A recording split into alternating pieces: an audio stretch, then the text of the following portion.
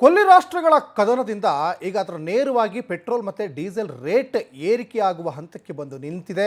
ಎಲ್ಲ shell power petrol ಬಂಕ್ನಲ್ಲಿ ದರ ಏರಿಕೆ ಈಗ ಬಿಸಿ ಗ್ರಾಹಕರಿಗೆ ತಡ್ತಾ ಇದೆ. ಶೆಲ್ ಪೆಟ್ರೋಲ್ ಬಂಕ್ಗಳಲ್ಲಿ ಲೀಟ್ರ್ ಮೇಲೆ 4 ರೂಪಾಯಿ ಹೆಚ್ಚಳ ಆಗಿದೆ. ಪೆಟ್ರೋಲ್ ಮೇಲೆ 4 ರೂಪಾಯಿ ಹೆಚ್ಚಳ ಆದರೆ ಡೀಸೆಲ್ ಮೇಲೆ 2 ರೂಪಾಯಿ ಏರಿಕೆ ಆಗಿದೆ. ಇದು ಶೆಲ್ ಪೆಟ್ರೋಲ್ ಬಂಕ್ನಲ್ಲಿ ದರ ಏರಿಕೆ ಆಗಿರುವಂಥದ್ದು. ಶೆಲ್ ಪೆಟ್ರೋಲ್ ಬಂಕ್ಗಳಲ್ಲಿ ಲೀಟ್ರ್ ಮೇಲೆ 4 ರೂಪಾಯಿ ಹೆಚ್ಚಳ. ಪೆಟ್ರೋಲು ಮತ್ತು ಡೀಸೆಲ್, ಪೆಟ್ರೋಲ್ ಮೇಲೆ 4 ರೂಪಾಯಿ ಹೆಚ್ಚಳ ಆದರೆ ಡೀಸೆಲ್ ಮೇಲೆ 2 ರೂಪಾಯಿ ಹೆಚ್ಚಳ ಆಗಿದೆ. ಶೆಲ್ ಪೆಟ್ರೋಲ್ ಬಂಕ್ನಲ್ಲಿ ಲೀಟ್ರ್ ಪೆಟ್ರೋಲ್ ಈಗ 108 ರೂಪಾಯಿ, ಡೀಸೆಲ್ ಬೆಲೆ 103 ರೂಪಾಯಿಗೆ ಏರಿಕೆ ಆಗಿದೆ. ತೈಲ ಕೊರತೆ ಇರುವಂತಹ ಹಿನ್ನೆಲೆಯಲ್ಲಿ ಈಗ ಮತ್ತಷ್ಟು ದರ ಏರಿಕೆ ಆಗುವಂತಹ ಸಾಧ್ಯತೆಗಳು ಕೂಡ ಕಂಡು ಬರ್ತಾ ಇದೆ. ಒಂದು ಕಡೆ ಪೆಟ್ರೋಲು ಡೀಸೆಲ್ ಕೊರತೆ ಇಲ್ಲ ಅಂತಾರೆ, ನಮಗೆ 2 ಹಡಗುಗಳು ಬಂದಿದೆ, 3 ಹಡಗುಗಳು ಬರ್ತಾ ಇದ್ದಾವೆ ಅನ್ನುವಂಥ ಮಾಹಿತಿಗಳು ಕೂಡ ಸಿಗ್ತಾ ಇದ್ದಾವೆ.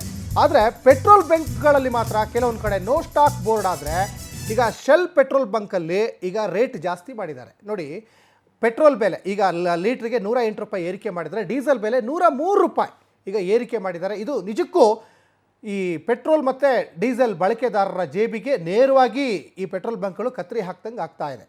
ಒಂದು ಕಡೆ ಬೇರೆ ಬೇರೆ ಬೆಲೆ ಏರಿಕೆಯಿಂದ ಜನ ಕಂಗೆಟ್ಟು ಹೋಗಿದ್ದಾರೆ. ಇವತ್ತು ಪ್ರತಿ ವಸ್ತುವಿನ ಬೆಲೆ ಈಗ ಏರಿಕೆ ಆಗಿದೆ. ನೋಡಿ, ಯಾರೋ ಯುದ್ಧ ಮಾಡ್ತಾ ಇದ್ದಾರೆ, ಇನ್ಯಾರಿಗೂ ಅದ್ರ ಎಫೆಕ್ಟ್ ಆಗ್ತಾ ಇದೆ. ಸಾಕಷ್ಟು ವಾಹನ ಸವಾರರು ಈಗ ಕಂಗಾಲಾಗಿ ಹೋಗ್ತಾ ಇದ್ದಾರೆ. ಶೆಲ್ ಪವರ್ ಪೆಟ್ರೋಲ್ ಬಂಕ್ನಲ್ಲಿ ಈಗ ಪೆಟ್ರೋಲ್ ಮತ್ತು ಡೀಸೆಲ್ ಬೆಲೆಯಲ್ಲಿ ಏರಿಕೆ ಆಗಿದೆ.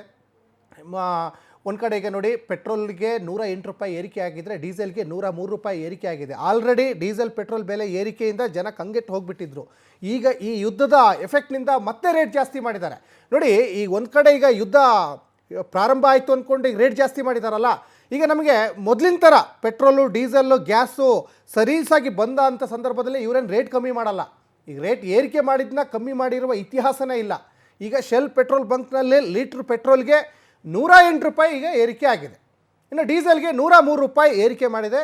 ಕಾರಣ ಕೇಳಿದರೆ ತೈಲ ಕೊರತೆ, ನಮಗೆ ಮಧ್ಯಪ್ರಾಚ್ಯದಿಂದ ಬರ್ತಾ ಇಲ್ಲ, ಹರ್ಮುಜ್ ಜಲಸಂಧಿ ಬಂದಾಗಿದೆ, ಮೇಲಿಂದನೇ ಬರ್ತಾ ಇಲ್ಲ, ನಾವು ಹೆಂಗೆ ಸಪ್ಲೈ ಮಾಡಬೇಕು, ಈ ರೀತಿಯಾದಂತಹ ಒಂದಿಷ್ಟು ಮಾತುಗಳು ಕೂಡ ಕೇಳಿ ಬರ್ತಾ ಇದ್ದಾವೆ. ಇದರ ನೇರ ಎಫೆಕ್ಟು ಈಗ ವಾಹನ ಸವಾರರಿಗೆ, ಗ್ರಾಹಕರಿಗೆ ಎಫೆಕ್ಟ್ ತಡ್ತಾ ಇದೆ. ಎಲ್ಲ ಶೆಲ್ ಪವರ್ ಪೆಟ್ರೋಲ್ ಬಂಕ್ನಲ್ಲೂ ಕೂಡ ದರ ಏರಿಕೆಯ ಬಿಸಿ ಈಗ ತಡ್ತಾ ಇದೆ. ಇನ್ನು ಹೋಟೆಲ್ ಕಡೆ ಹೋದರೆ ಹೋಟೆಲ್ನಲ್ಲೂ ಕೂಡ ಸಾಕಷ್ಟು ಈಗ ಗ್ಯಾಸ್ ಅಭಾವದಿಂದ ರೇಟ್ ಜಾಸ್ತಿ ಮಾಡಿದ್ದಾರೆ.